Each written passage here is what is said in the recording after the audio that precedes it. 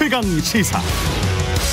네, 이재명 민주당 대표 구속위기에서 벗어났고요. 원내를 이끌어갈 새 원내대표도 민주당 선출됐습니다. 향후 민주당 상황 살펴보겠습니다. 더불어민주당 대변인 강선우 의원 나오셨습니다. 안녕하세요. 네, 좋은 아침입니다. 예, 좋은 아침입니다. 가 의미하는 게 많은 것 같습니다. 기분이 네. 굉장히 좋으시고요. 네, 좋습니다. 예, 네. 기각 판결에 관해서 네. 기분이 좋다. 네. 예. 어제 늦은 밤까지 지켜봐 주신 국민 여러분들께 감사 말씀드리고요. 예. 그리고 사법부에서 그렇게 현명한 판단을 내려주신 거에 대해서도 감사 말씀드립니다. 방금 김재원 최고위원도 그 사법부의 판결을 불복하는 것처럼 말씀을 좀 하셨고 국민의힘에서도 네. 법원이 네. 개딸에 굴복했다. 예. 이런 논평을 냈던데 어떻게 그렇죠. 생각하십니까? 제가 그 강민국 수석 대변인이 예. 그런 논평 냈더라고요. 예. 그래서 읽어보고 참 굉장히 쓰느라고 많이 쥐어짜냈다는 생각을 했어요. 이게 보면은 법리적인 이야기는 하나도 없어요. 그러니까 그냥 정말 정치적으로 이런 조금 막 험한 단어들을 조합을 해놨는데 보시면은 법원이 개딸을 굴복했다. 또 한 정치인을 맹종하는 극렬 지지층에 의해 휘둘렸다. 법원의 판단이. 말이 되는 소리입니까? 그리고 무슨 단식을 나쁘끄러운 시도를 했다. 부결을 지시하는 지령문까지 내려. 국민의힘 분들은 왜 이렇게 지령 이 단어 좋아하시는지 모르겠어요. 그래서 물어보신 게 과연 어느 국민이 오늘 법원의 판단을 상식적으로 이해하실 수 있는지 묻고 싶다 했는데 저는 대다수의 국민들께서 예. 상식적으로 이해를 하실 거라고 믿습니다. 이 정치랑 법리 얘기 좀 안 엮었으면 좋겠어요. 정말로. 예. 네. 정치랑 법리를 좀 안 엮었으면 좋겠다. 사법 리스크는 말끔히 해소됐다고 보십니까? 아니면 넘어야 할 허들들이 여전히 많이 남아있죠. 예. 여전히 많이 남아있음에도 불구하고 어제 그 기각 사유를 보시면 백현동 관련해서는 직접 증거 자체가 부족하다고 했어요. 예. 이 사유 중에. 그리고 법리적 측면에서 반박하고 있는 피해자의 방어권이 배척될 정도에 이른다고 단정하기 어렵다. 그리고 이 대북 송금건 관련해서는 심지어 혐의 자체 소명을 실패했어요. 검찰이. 예. 그러니까 이 혐의 자체에 대해서 다툼의 여지가 있다고 보인다고 했거든요. 예. 그리고 그 여러 가지 증거 인멸 관련해 가지고 피의자가 그러니까 이재명 대표인 거죠. 직접적으로 개입했다고 단정할 만한 자료가 부족하다. 그리고 피의자가 정당의 현직 대표이기 때문에 공적 감시와 비판의 대상인데 증거인멸 염려 있다고 단정하기 어렵다. 이렇게 했어요. 그러니까 하나에 관련해서는 백현동 관련해서는 이 피의자 방어권 배척되지 않아야 된다. 라고 한 것이고 그리고 대북 송금은 아예 혐의 자체가 소명되지 않은 거거든요. 예. 그러면은 이것 관련해서는 상당히 검찰이 뼈아픈 부분이죠. 그 구속영장을 이런 상황에서 또 청구하기는 힘들 것 같고 그렇게 되면 이제 불구속 기소로 갈 수밖에 없을 것 같은데 검찰 입장에서는 국민의힘은 하루속히 영장을 재청구해야 한다고 했잖아요. 근데 네. 이게 분위기 자체는 지금 네. 이렇게 되면 이게 한 2년 정도 끌었기 때문에 네. 불구속 기소로 갈 수밖에 없는 어떤 정치적인 상황이 연출될 것 같은데요. 그렇죠. 그렇게 되면 재판 결과는 대선 때까지 안 나올 가능성이 높거든요. 거의 모든 재판들이. 그럼요. 예. 그럼요. 그렇죠. 그렇게 되면 네. 민주당 내 역학관계랄지 네. 상황이랄지 이런 것들은 어떻게 되는지 그게 궁금하네요. 지금 수습 국면이잖아요. 예. 그러니까 이제 박광원 원내대표가 그렇게 사임하시고 그다음에 어제 원내대표 새로운 원내대표를 선출을 했고 그래서 저는 이게 분열 양상으로 갈 것이라는 게 어쨌든 정부 야당의 바람 아니겠습니까? 예. 그런데 상당히 그 바람과 반대로 갈 가능성이 매우 높다라고 생각합니다. 민주당 수습 빠르게 할 거예요. 그리고 내부적으로는 상당히 돼가는 단계이고요. 네. 구심점을 갖게 될 것이다. 이재명 대표가. 당연하죠. 예. 당연하죠. 새 원내대표로 선출된 이제 홍익표 의원도 네. 그런 이야기를 했잖아요. 사실은 이재명 당대표와 함께 네. 총선에서 승리하겠다 그런 네. 이야기를 했고 네. 이렇게 되면 그동안에 이제 가결표를 던진 것으로 의심되는 의원들 누구도 알 수는 없지만 또는 어떤 그 전에 이제 박광원 전 원내대표 같은 경우에 가서 뭔가 거래를 한 것이 하려고 시도한 것이 아니냐 뭐 이런 네. 이야기들이 있었는데 네. 네. 그것들에 관해서는 어떻게 당에서 처리가 될까요? 이제 가결 사태가 딱 벌어지고 난 그 이후에 예. 그 최고위원 입장문이 나오지 않았습니까? 예. 그래서 이것을 해당 행위로 규정을 했죠.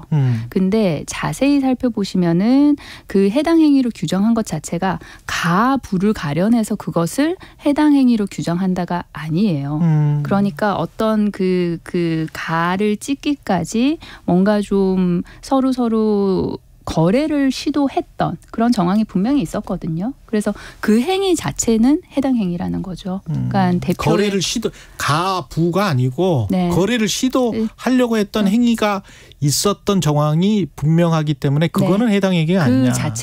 그 자체는. 그런데 그 시도를 했던 분들이 가를 찍었는지 부를 찍었는지 사실 알 방법도 없고 그거를 증명할 방법도 없죠. 그러니까 이 투표 결과 가를 찍었다 부를 찍었다가 아니라요. 예.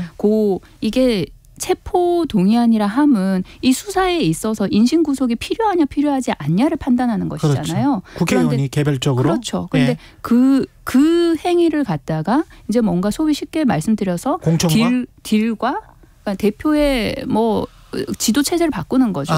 그것과 이렇게 결부시켜서 이렇게 한번 해볼까 저렇게 한번 해볼까라고 하는 것은 해당 행위라는 거죠. 그런데 그러면은 거기에 대해서 이제 상응하는 조치를 취하겠다라는 이야기까지 나왔는데 근데 그 이후에 어떤 방식으로 하겠다 그런 구체적인 논의는 되지 않고 있거든요. 사실은.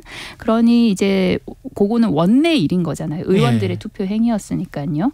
그러니까 새로운 원내 지도부가 들어설 테니까요. 저는 그 상응하는 조치라는 게 반드시 징계라든가 그런 것을 의미하는 것만은 아니라고 생각을 해요. 그렇습니까? 그래서 어떤 식으로 이것을 통합을 해갈 건지가 새로운 원내 지도부에 던져진 가장 큰 숙제다. 그리고 그런 면에 있어서 저는 홍익표 대표 같은 경우에는 본인의 그 3선이나 했던 그 소위 좋은 지역구를 버리고 험지 중에 험지로 가지 않았습니까? 그리고 본인이 일성을 밝히는 과정에서도 다른 사람에게 희생 강요하지 않는다. 나는 내가 이미 희생을 했고 희생을 해야 될 일이 있으면 내가 한다. 그런 일성이 있었어요. 그래서 그 철학과 가치에 기반해서 저는 통합 작업을 잘 해나가리라 기대를 합니다. 그래서 정부 여당 그리고 일부 언론에서 이렇게 좀 예상을 하는 무게를 두는 색출 작업이라든지 아니면 민주당의 분당이라든지 분열이라든지 그런 것이 일어날 가능성은 매우 낮다. 그렇게 생각합니다. 원내대표 선거 과정에서 우원식 의원은 그 불출마 선언을 깜짝 불출마 선언이었죠. 이게 왜 사퇴를 했었습니까? 저는 우원식 전 대표가 그 누구보다 이런 위기 상황, 당의 어려운 상황을 잘 이렇게 수습을 하고 이렇게 하나로 뭉치는데 큰 역할을 하실 수 있는 선배라고 생각을 합니다. 근데 본인도 이제 그런 사명감으로 출마를 선언을 했는데 이게 지금 당 상황이 이런데 후배들과 경선을 통해서 뭔가 이렇게 막 경쟁하는 모습, 게다가 이제 이재명 대표가 그 구속영장 청구에 관해서 실질 심사를 받는 그 날에 이런 선배로서 그리고 당의 어른으로서 후배들과 뭔가 이렇게 경선으로 경쟁하는 모습을 보이는 것이 국민 여러분들께서 보기에 좋은 민주당으로 보일까 그런 큰 고민을 하셨던 것 같아요. 그래서 그렇게 다시 이제 불출마 선언을 하시게 됐죠. 이재명 당대표의 건강 상황과 그다음에 당으로 본격적으로 복귀하게 되는 그 시점은 어떻게 될까요? 제가 알기로는 단식을 그렇게 좀 장기간 하면은 한 2배, 3배 정도 회복 기간이 필요하다고 하더라고요. 그래서 좀 완벽하게 좀 건강을 다시 회복해야지 좀 본격적으로 이렇게 활동을 하실 수 있지 않을까. 이게 마음은 물론 너무나 이렇게 좀 빨리 본격적인 활동을 하시고 싶겠지만 아마 옆에서도 그렇게 하게는 놔두지 않을 겁니다. 의료진이나 직원들이. 일단 건강 회복하는 게 우선이니까요. 그 여야 협치와 관련해서는 그 이후에 만약 이재명 대표가 복귀를 하고 그렇게 되면은 좀 풀리고 대화가 되겠습니까? 아니면은 여러 가지 현안이 사실은 그 전에 복귀를 해보면 민생 현안들도 있지만 일특검 사국조랄지 이런 것들도 있었거든요.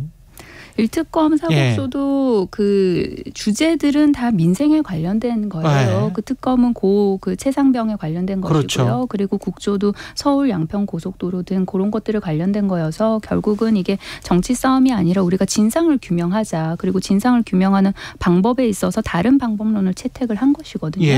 그러니까 저는 이 여야 협치, 여야 대화에 그 이슈가 핵심이 아니라고 생각해요. 그러니까 지금 현재 여당 모습 보면 사실 그냥 용산 눈치 굉장히 보지 않습니까? 그런데 대통령이 야당을 뭐라고 규정하셨어요? 적대적 반국가 세력 아니에요? 지금 민주당? 그 용산에서 보는 시각은 그러니까 거의 민주당이 자유와 민주주의를 농락하는 그런 세력으로 규정이 되어진 거잖아요. 그러면은 여당 입장에서는 그런 용산이 민주당을 그런 세력이라고 규정했는데 그런 세력과 협치를 한다? 글쎄요. 그 국민의힘이 그럴 소위 용기가 있을까요? 저는 국민의힘 그럴 용기 없다고 봐요.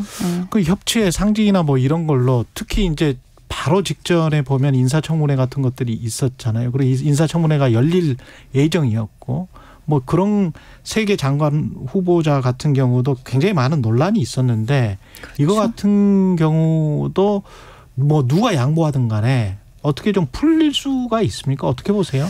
대통령실이 뭔가 누구 한 사람은 걷어들인다거나 사퇴를 한다거나 그럼으로써 여야 정국이 좀 풀려진다거나 저는 윤석열 대통령의 그 통치 스타일상 그리고 지금까지 해왔던 여러 가지 의사결정에 기초해서 그 다음을 예측해보자면 저는 윤석열 대통령 그냥 밀고 간다고 봅니다.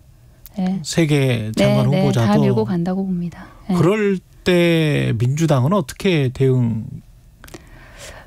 사실 야당이 가진 무기라 함은 국민 여론 말고는 없어요. 그러면은 실질적으로 예를 들어서 이제 청문회 결과에 상관없이 그리고 국민 여론에 상관없이 대통령이 장관으로 임명을 하게 되겠죠. 지금 그 후보자들을 임명하고 나면 그 이후에 민주당은 국민 여론이랑 손잡고 그 장관 후보자들이 하는 여러 가지 일들에 있어서 다 감시와 견제, 비판해 나가야죠. 그러면은 윤석열 정권이 힘이 빠질 수밖에 없지 않습니까? 국민 신임을 못 받는데.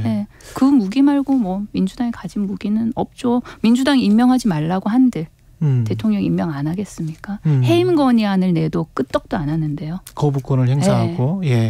근데 이번에 이재명 대표 구속영장 기각이 그 국민 여론에 어떤 긍정적 민주당 입장에서는 영향을 미칠 것이다. 그렇게 보시는 거죠? 네, 저는 그렇게 봅니다. 왜냐하면은 민주당이 계속해서 이 수사 관련해가지고 야당 대표 죽이기다, 윤석열 대통령의 정적 제거이다, 그리고 정치 탄압이다. 근데 그런 게 어느 정도 저는 보여졌다고 봐요. 그래서 국민들께서도 이 그 기각 사유를 쭉 읽어보시면서 이런 거였어? 법원이 이런 판단을 했어? 라고 읽어보시고 나서 여러 가지 판단을 하시지 않겠습니까? 그리고 그 판단을 조금 엿볼 수 있는 첫 리트머스 시험지라고 해야 되나요? 그게 저는 다가오는 10월 11일 강서구청장 재보궐선거라고 봅니다. 이거는 어떻게 판단을 하세요?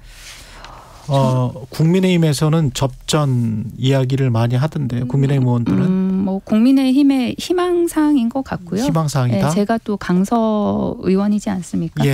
그 바닥 민심은 좋습니다. 민주당 입장에서. 바닥 민심이 좋고요. 그리고 이게 강서구가 원래부터 굉장히 그 정치의 어떤 민도나 이런 게 높은 곳이에요. 높은 곳이어가지고 정치 현안들이나 그런 게 상당히 많은 우리 강서 주민들께서 민감하게 받아들이시고 잘 알고 계세요. 그래서 국민의힘은 계속해서 이제 그 김태우 후보가 인지도가 높다. 인지도가 높다. 이런 걸 계속해서 내세우고 있죠. 그런데 그 인지도가 긍정적으로 높으냐 부정적으로 높으냐. 그러니까 부정적으로 높은 경우에는 더 안 좋은 거거든요. 이 사람 그 사람이야. 나 아는데 그 사람이야. 당연히 더 안 찍게 되겠죠. 그리고 두 가지가 혼재되어 있는 거 아닙니까? 윤석열 정권에 대한 심판, 그다음에 그 지역의 일꾼. 그러면 윤석열 정권에 대한 심판은 당으로 하겠죠. 그러니까 민주당 아니면 국민의힘 그걸로 할 것이고, 그리고 일꾼에 관련해서는 후보자 자체를 보고 하겠죠. 그런데 진교훈 후보 같은 경우에는 이제 경찰 출신이지만 계속해서 수사에 집중을 했던 경찰은 아니었어요. 주로 기획을 많이 했었고 협상을 했었고 그리고 뭐 국회 업무라든지 그런 쪽을 많이 해서 그러니까 두루두루 굉장히 넓은 폭의 행정을 33년간 한 후보이거든요. 그래서 국민의힘은 지금 김태우 후보를 갖다가 무슨 전직구청장이라고 계속 하고 있는데요. 좀 솔직하게 얘기하자고요. 그 김태우 후보를 전직구청장이라고 하기에는 좀 억지스러운 면이 너무 많죠. 네. 어떤 점에서요? 전직구청장인 거는 맞잖아요. 전직 비리 공무원 아닙니까? 아, 전직 비리 공무원이다. 네. 그렇게 정의를 해야 된다. 예. 그리고 전직 유튜버, 현직인가 유튜브도 하고 계시고. 그렇군요. 알겠습니다. 그 총선과 관련해서는 아까 그 구심력과 원심력 관련해서 물어봤거든요. 김재원 최고위원한테도. 그 가결됐었을 때는 원심력이 크게 작동을 하는 상황이었던 것 같고 민주당이 지금 구속영장이 기각됐기 때문에 구심력이 크게 작동할 수 있는 그런 상황이라서 이게 총선의 탄탄대로가 되는 겁니까? 아니면은 그래도 총선이라는 게 아직 길게 남았기 때문에 여기서 잘 통합 작업을 하지 않으면 상당히 또 그 파열음이 많이 나올 수 있습니까? 어떻게 보십니까? 어제 이제 그 구속영장 기각이 되고 나서 이 이후에 민주당과 국민의힘에서 내는 메시지라든지 행보를 국민들께서는 굉장히 예의주시하실 거라고 봐요. 그래서 그 첫 시험대가 말씀드렸던 그 강서구청장 보궐선거와 함께 그리고 국정감사겠죠. 국정감사에서 민주당이 얼마나 지금 현재 윤석열 정권에 대해서 비판과 감시와 견제를 잘 하는가. 그래서 그 평가를 통해서 이제 여론이 저는 연말로 가면서 좀 확실하게 뚜렷하게 움직이지 않을까라고 생각을 합니다. 그리고 그런 면에 있어서 저는 좀 전망이 어둡지 않다. 민주당 입장에서는. 어둡지 않다. 내일부터 추석 연휴가 시작되고요. 민주당에서는 추석 민심 어떻게 공략할 계획이신지도 궁금하네요. 힘들어들 하시잖아요. 굉장히 많이들 힘들어하시고 그리고 소비자 기대 심리 지난 5월 이후 넉 달 만에 이제 비관적으로 돌아섰어요. 무역, 대중무역 적자 계속되죠. 수출 부진하죠. 그러니까 이 체감하는 물가 굉장히 상승해 있지 않습니까? 그런 부분에 대해서 어느 정당이든 여당이든 야당이든 어떤 역할을 해서 국민들께서 어느 당을 더 많이 수용해 주시느냐. 그게 추석의 정치권의 할 일이라고 생각합니다. 여기까지 듣겠습니다. 지금까지 민주당 강선 의원이었습니다. 고맙습니다. 네, 고맙습니다. 여러분은 지금 KBS 1라디오 최경영의 최근